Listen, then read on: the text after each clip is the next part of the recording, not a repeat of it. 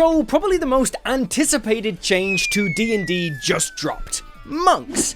Are they good now? Well, an immediate upgrade comes at level 1. Martial arts got a fresh lick of paint. You can now do an unarmed strike as a bonus action no matter what you do with your action that turn. The martial arts die that you use to calculate your unarmed strike and monk weapon damage has also improved. A lot of people expected this. It now starts at a D6 and climbs to a D12 at level 17. That is an average of +1 damage on every single hit compared to the 2014 monk. But unarmed strikes have also changed. Now, whenever you hit with one, you can choose to deal damage, grapple a creature, or shove a creature. Essentially, rather than being their own things, shoves and grapples are options to take instead of dealing damage with an unarmed strike. This means monks can shove and grapple as a bonus action now, which is pretty good. Shove an enemy prone, then attack them at advantage with your action, etc. Monks also get a few more weapon proficiencies, but it's nothing major, and they do not get access to weapon mastery. Most homebrew fixes for the monk also bump their hit points, but the 2024 monk, it seems, is as it always was, a D8 hit die like the druid and warlock. I'd have liked a little bit more thickness,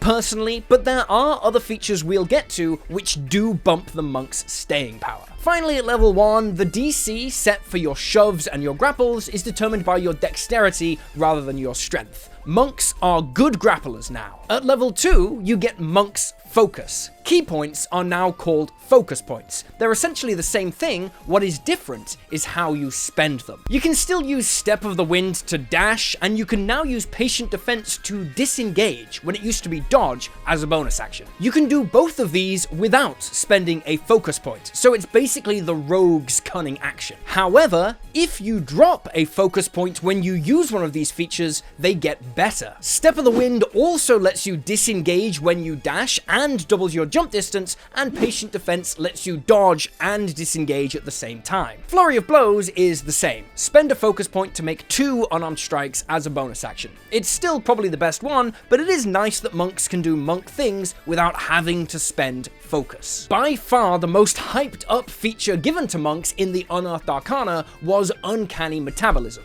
and it's made it here too. When you roll initiative, you can simply regain all your expended focus points and get back some hit points as well. You can only do this once per long rest. It is decent, but people are definitely overhyping it. You get all of your focus points back on a short rest anyway, so this is probably only really useful if you're thrown into back-to-back encounters. It might happen every now and then, depending on the type of campaign you're in and your DM's playstyle, but the core problem of not having enough focus points or key points in the early game is still unaddressed. At level 2, you can do 2 things with your focus points per encounter, and then you're done. Personally, I'd have given the monk at least 1 more focus point, just so they can have a little more fun. Level 3 gives you the subclasses, we'll get to those, and it also gives you the new Deflect Attacks feature. Whenever an attack hits you that deals bludgeoning, slashing, or piercing, you can use a reaction to reduce that damage by 1d10 plus your dexterity modifier plus your monk level. This works against ranged and melee attacks. If you reduce that damage to 0, you can spend 1 focus point to redirect the force of that attack to somebody else. The new target has to make a dexterity saving throw or take force damage equal to 2 rolls of your martial arts die plus your dexterity modifier. That's like hitting them with a great sword as a reaction. It's a pretty solid feature. It also improves at level 13 with Deflect Energy. You can now use it on any damage type, letting you throw back a firebolt or a mind sliver. At level 5, there is a big change to Stunning Strike. You can now only use it once per turn. Otherwise, it's the same. Spend a focus point when you hit a creature, and on a failed Constitution save, they are stunned until the start of your next turn. The upside is, even if they succeed on that save, their speed is still halved, and the next attack roll made against them has advantage. No matter what happens, you are getting some value out of doing this. The old Stunning Strike was iconic, but probably too strong. You could just burn a key point on every single attack to eventually stunlock anything. I'm not a fan of effects that force creatures to make a bunch of saving throws on the same turn. It really slows the game down. I wonder if that's going to come up later. At level 10, you get 2 features. Self-restoration lets you automatically end the charmed, frightened, or poisoned condition on yourself at the end of your turn. Then, heightened focus upgrades all of your bonus action abilities. Flurry of Blows now makes 3 unarmed strikes instead of 2. That is 5 attacks per turn, every turn, for the monk. Patient Defense now gives you temporary hit points when you burn a focus point on it, and Step of the Wind lets you pick up a willing creature and sprint with them. It's okay. They don't mention level 15 in the monk video, but D&D Beyond has confirmed that perfect focus is here. Anytime you roll initiative and you don't use your uncanny metabolism and you have less than 4 focus points, you regain focus points until you have 4. This is the old monk capstone feature. It was mid then, and it's mid now. At level 18, you get superior defense. At the start of your turn, you can spend 3 focus points to resist all damage except force for the next minute. This is worse on paper than the old monk's empty body feature, but it also doesn't cost an action to use, so fair enough. Finally, at level 20, you increase your wisdom and dexterity scores by 4 each to a maximum of 25. 25 is a weird number to choose. It is functionally the same as capping at 24. I don't get it, but whatever. This is basically the same feature as the Barbarian Capstone, and it's very good. After all of that, there are 2 pieces of good news. Firstly, this is definitely a more powerful monk. I don't see any reason not to steal this and use it in your games, whatever edition you play. Secondly, it's pretty much identical to the Unearthed Arcana version of the monk, which means it's free. I mean, it's free anyway, all this stuff is going to be in Creative Commons, but you can play it right now by just grabbing the Unearthed Arcana. However, we know that the base class is only half the story. We need to talk about subclasses. Hey bro, I've been looking all over for you. I need to show you something. Don't talk to me. I'm mad at you. Oh, is this because I slept with your mum? You banged my mum?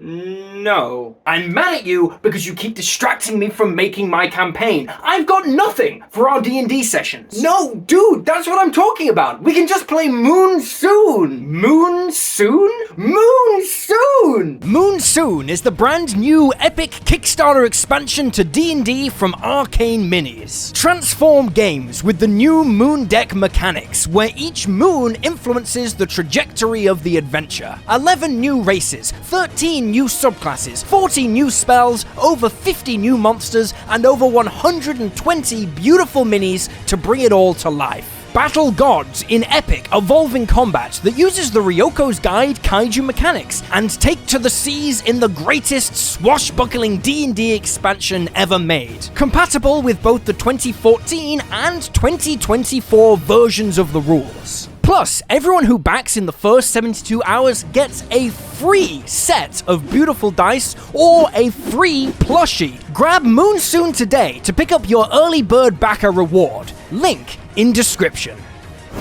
So let's talk about the Warrior of Mercy. All monk subclasses are called the Warrior of Blank now. Like the other Tasha's subclasses which have been ported into this book, Mercy is basically the same as it always was, and it was the strongest monk subclass in the game. The second monk subclass revealed is the Warrior of the Elements, a redesign of the famously unpopular 4 Elements monk. Your core feature is the ability to spend 1 focus point to activate your elemental attunement. This has some immediate benefits. Firstly, you can change the damage type of your unarmed strikes to acid, cold, fire, or lightning, and the range on them increases by 10 feet. Most interestingly though, is the ability to force a creature to make a strength saving throw when you hit them.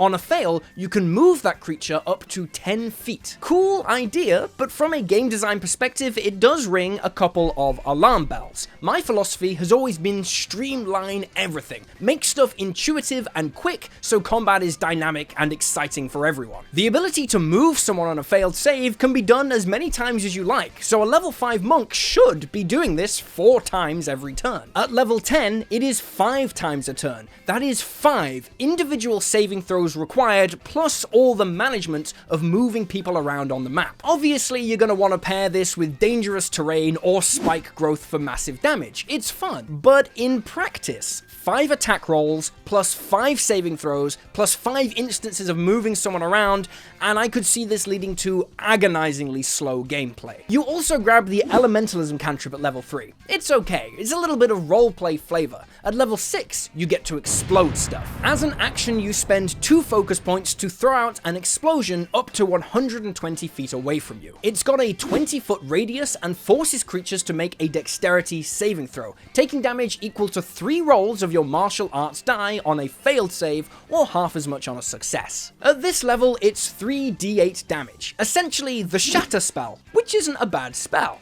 At level 11, you get a fly speed and a swim speed while your elemental attunement is active. Not bad, but useless if you're playing a flying race, so bear that in mind if you run this build. And at level 17, you get Elemental Epitome, which gives you resistance to an elemental damage type of your choice. It also gives you an Ashardalon's Stride type of effect. When you use your Step of the Wind as a bonus action, your speed increases still further, and any creature you move within 5 feet of takes 1d12 damage of the element type you resist. This is pretty cool, letting you zip around and deal guaranteed damage. There is no saving throw against this effect. Downside is just using a bonus action to Flurry of Blows and attack 3 times is probably gonna be better, but I like the flavor they're cooking with here. Then we get to my personal favorite monk subclass from the 2014 rules, Warrior of Shadow. You have the power to cast the Darkness spell using an action and 1 focus point, and you can see through the darkness you create in this way. If the final subclass is the same as the Unearthed Arcana, and it appears to be identical, you can also move this darkness up to 60 feet on your turn. One-way heavy obscurement is amazing in D&D. It means advantage on all your attacks, immunity to a bunch of spells that require sight, and all incoming attacks have disadvantage. The only tricky bit here is going to be managing your darkness so you don't hinder your allies. The level 6 Shadow Step feature is the same as ever, letting you teleport from one area of dim light or darkness to another area of dim light or darkness within 60 feet. At level 11, it gets a buff. You can now spend a focus point to teleport regardless of how dark it is, and after you teleport, you can make a single unarmed strike. It's decent, it lets you hop around and make attacks, but the monk's bonus action is already stacked. I don't know how often you're going to use this over your other features. Finally, at level 17, you can use 3 focus points to turn invisible while you're in dim light or darkness. While invisible in this way, you can move through occupied spaces as though they were difficult terrain, and you can use your Flurry of Blows without expending a focus point. This sounds cool, but actually I think it's kind of bad. Darkness is making you invisible to 90% of creatures anyway, and I'd rather use my action just to attack and pay for the Flurry of Blows. You've got plenty of focus points at this level anyway. Still, going incorporeal outside of combat can be useful, so there's something. Finally, there's the classic monk, Warrior of the Open Hand. This one's pretty similar to the one everyone knows. Wholeness of Body got a buff at level 6. It can now be used as a bonus action to recover hit points multiple times per day. Level 11 is a new feature, letting you Step of the Wind after using a bonus action to do anything else.